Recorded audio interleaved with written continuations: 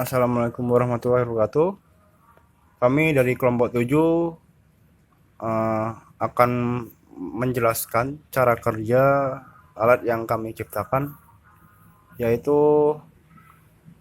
Ardupronic, yang mana alat ini merupakan alat yang dapat membantu petani hidroponik untuk meningkatkan produksi pertanian.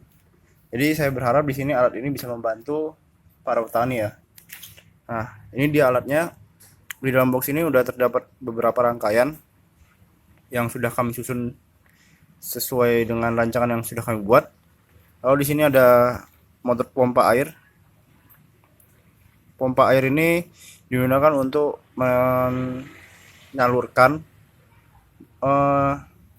nutrisi-nutrisi berupa cairan yang nantinya akan disalurkan ke drum. Jadi di sini ada dua ya. Kenapa pakai dua? Karena di sini ada untuk menaikkan untuk menaikkan kadar nutrisinya, dan ada yang untuk menurunkan kadar nutrisinya. Lalu di sini kami menggunakan dua sensor. Yang pertama itu sensor TDS. Jadi sensor cuma gini doang, kabel. Nah, dari kabel ini nantinya dia bakal ngebaca secara analog ya, melalui pin A0 dan A1. Lalu di sini ada sensor suhu, yang mana sensor suhu ini kami pakai dengan kelebihannya yaitu waterproof, tahan air, karena untuk mengecek suhu dalam air drum ya. Soalnya kalau misalnya suhu dalam drum itu panas, itu bisa membuat kadar nutrisi di dalam drum jadi berkurang. Itu sebabnya kami membutuhkan sensor ini. Lalu di sini ada adaptor ya. Adaptor 6 volt di sini. Nah, tapi karena adaptornya tadi nge-short, jadi saya menggunakan power bank di sini. Oke, langsung saja kita buka ya.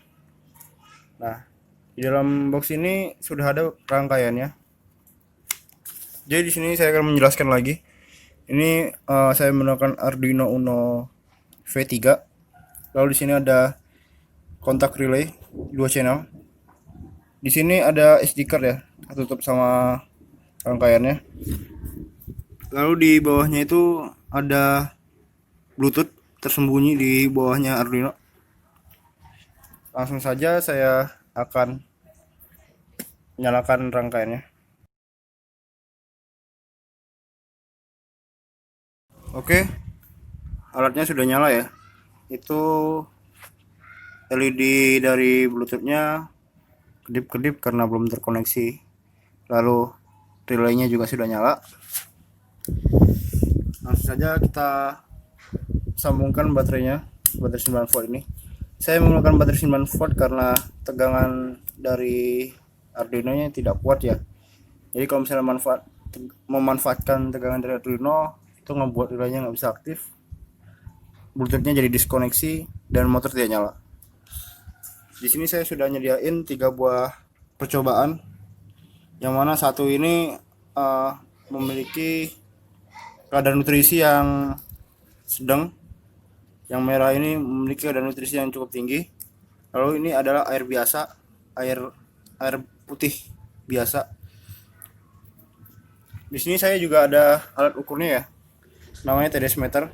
Nah, kita ukur dulu berapa sih kadar dari tiga percobaan yang bakal kita buat ini. Yang pertama, dari TDS meter ini kadarnya 5800 ppm. Itu cukup tinggi ya kadarnya. Lalu yang kedua itu sekitar 749. Ini udah standar banget.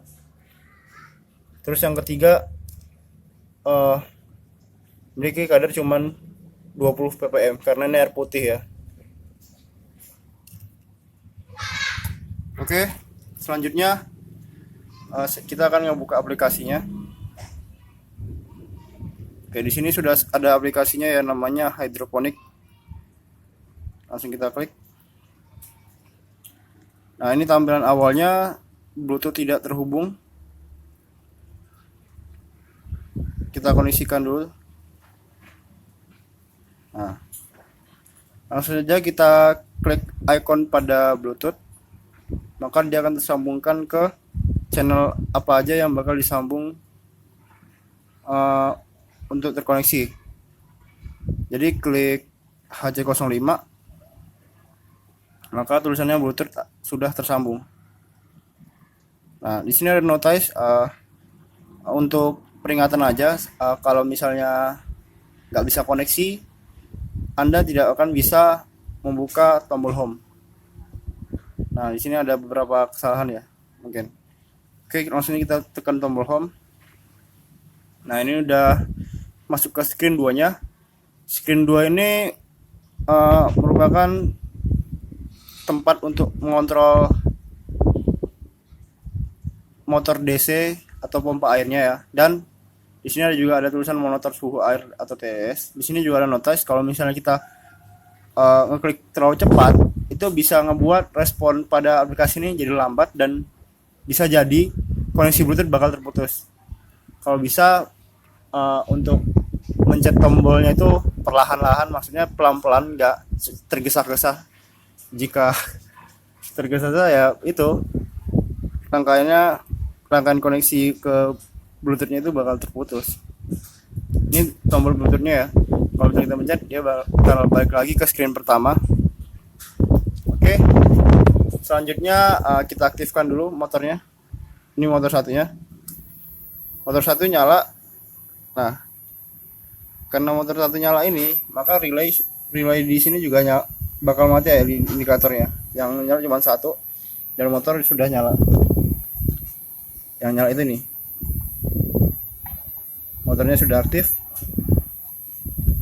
Ketika kita pencet sekali lagi, broken pipe. Nah, berarti ini ada disconnect nih antara Bluetoothnya. Nah, kita balik aja lagi koneksi Bluetooth HC05. 75 years later. Oke, sudah terhubung ya. Tadi ada beberapa kendala. Mungkin karena lost connection. Oke, ketika saya nyalakan lagi, motor bakal nyala.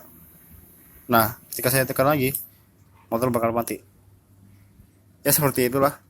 Keduanya kalau misalnya ditekan secara berbarengan juga bisa. Tapi ya tadi karena mungkin respon dari aplikasi terlalu lambat, jadi koneksi ke Bluetoothnya itu rada hang. Langsung saja ke monitoring suhu air ya. Nah, di sini udah ada 2 pantauan suhu. Oke, kita di sini akan mengetes dari ketiga air tersebut. Langsung saja. Ini tadi kan kadarnya 5000 ppm ya. Ini saya cabut dulu kabelnya.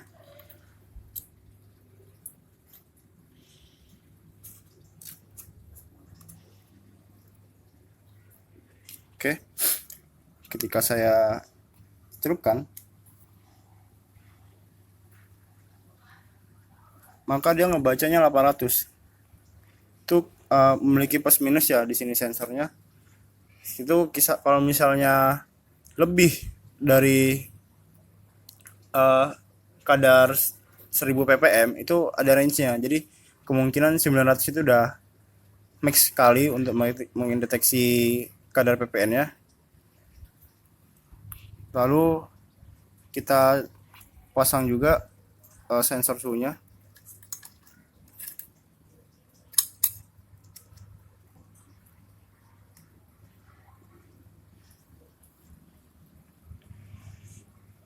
Sensor suhu ngebaca berkisar 29,81 Celcius lah. Nah, rata-ratanya segitu. Oke, kita cabut dulu.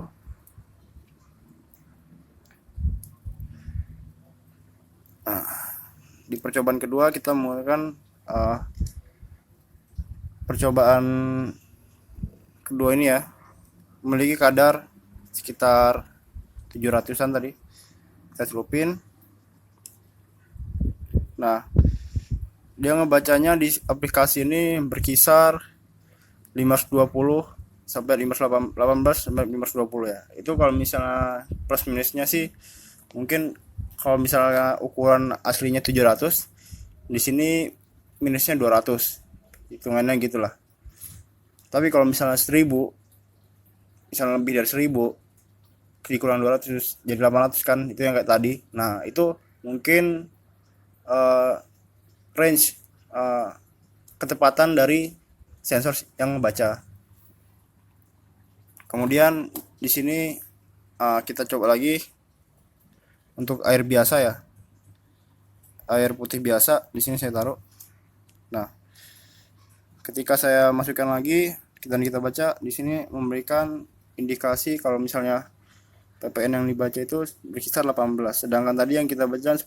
Berarti ini masih dalam lingkungan, masih cukup tepat untuk kadar ppn yang rendah, dan suhunya masih 29,6 derajat. Kita masukin.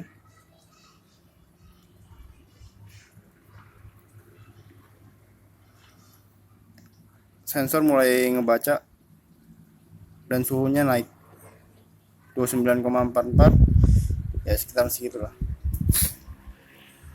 Oke. Untuk rangkaiannya mungkin sudah cukup ya. Nextnya saya akan ngejelasin mengenai data yang kesimpan di micro SD.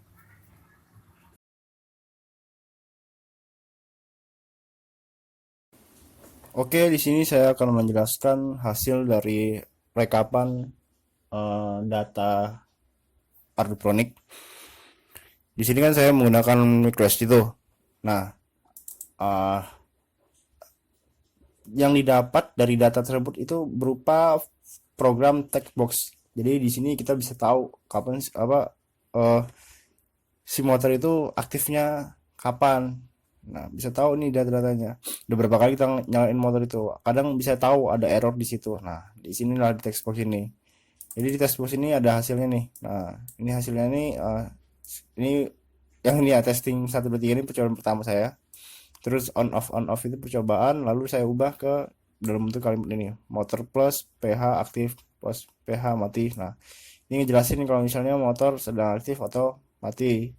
Jadi kita bisa lihat nih, oh ini kapan nih ada error nih, kok bisa plus semua kayak gini. Nah, oh ini mati nih, yang ini ya error nih. Berarti motornya itu kemarin tuh aktif, dan tanpa kita sadari bisa jadi itu penyebab kenapa tabung tabung untuk menyimpan pupuk cairnya itu bisa habis. Nah, ini bisa dilihat dari sini. Nah, kemudian di sini ada error kan. Nah, ini error. Jadi datanya nggak terima sini. Masuk ke sini, cuman itu datanya nggak terima. Ini juga error. Ini bisa kita ketahui. Oh, alah, berarti kemarin tuh error dan pompanya aktif terus. Itulah fungsinya dari SD card ini. Oke, cukup sekian presentasi dari saya. Jika ada salah kata mohon maaf. Wassalamualaikum warahmatullahi wabarakatuh.